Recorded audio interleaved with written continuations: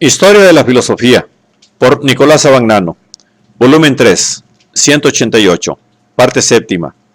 La filosofía entre los siglos XIX y XX. Capítulo 5. El idealismo italiano. 719. Croce. La ciencia, el error y la ciencia económica. La tesis fundamental de la lógica, de 1908, es la identidad de filosofía e historia.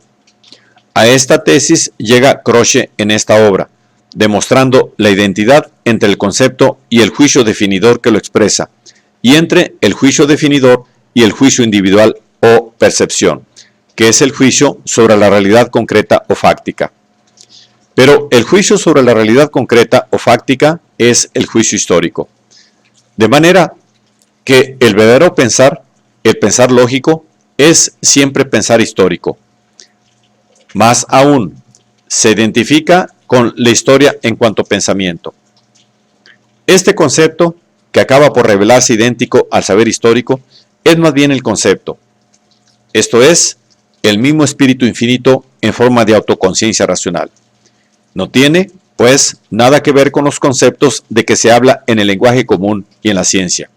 Según Croce, estos no son verdaderos conceptos, sino pseudoconceptos o ficciones conceptuales. Para explicar su origen y su función, Croce recurre a la forma práctica del espíritu y reproduce la doctrina de Mach sobre la función económica de los conceptos científicos. Los pseudoconceptos sirven al interés práctico de proveer a la conservación del patrimonio de los conocimientos adquiridos.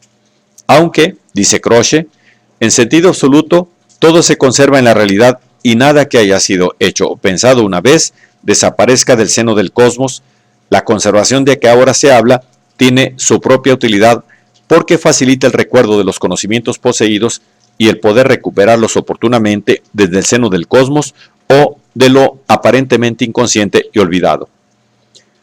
A este fin se construyen los instrumentos de las ficciones conceptuales, que hacen posible, por medio de un hombre, despertar y unificar multitud de representaciones o al menos indicar con suficiente exactitud a qué forma de operación recurrir para estar en situación de encontrarlas de nuevo y reproducirlas. En la misma forma práctica encuentra lugar el error, que cae fuera del conocimiento, que es siempre verdad absoluta.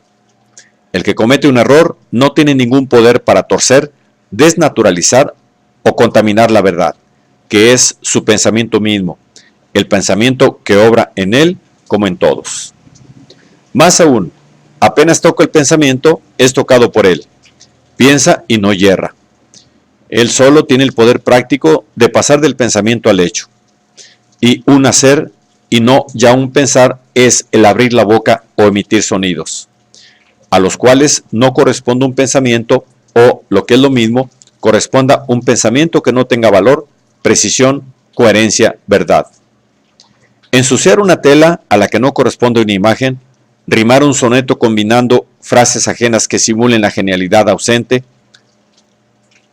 Las ciencias como pseudoconceptos y los errores de toda especie son por tanto rechazadas en bloque por Croce, en la forma práctica del espíritu y considerados a todos los efectos no como conocimientos, sino como acciones.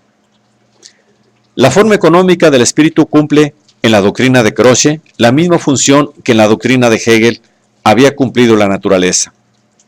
Acoge en sí lo irracional, lo contingente, lo individual, y, por tanto, las necesidades, las pasiones, etc. En una palabra, todo lo que no puede ser reducido a la expresión poética o al saber histórico.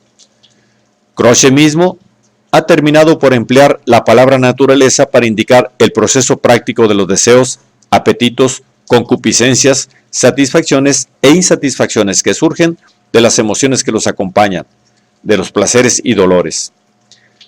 Pero añade que se debe concebir la naturaleza dentro del espíritu, como una particular forma o categoría del espíritu mismo, y como la más elemental de las formas prácticas, aquella en la cual, aún la forma práctica superior, o sea, la eticidad, perpetuamente se traduce y se encarna, y en la cual el pensamiento mismo y la fantasía se incorporan, haciéndose palabras y expresión y pasando en este hacerse por las alternativas prácticas de todas las conmociones y por las antítesis del placer y del dolor. Pero, ¿cómo un espíritu infinito, esto es, por definición autosuficiente, pueda en una categoría suya, por definición universal, tener necesidad, pasión, individualidad, etcétera, que son características constitutivas del infinito como tal y elementos o manifestaciones de su naturaleza, es un problema que Kroshe, como Hegel, no ha considerado nunca.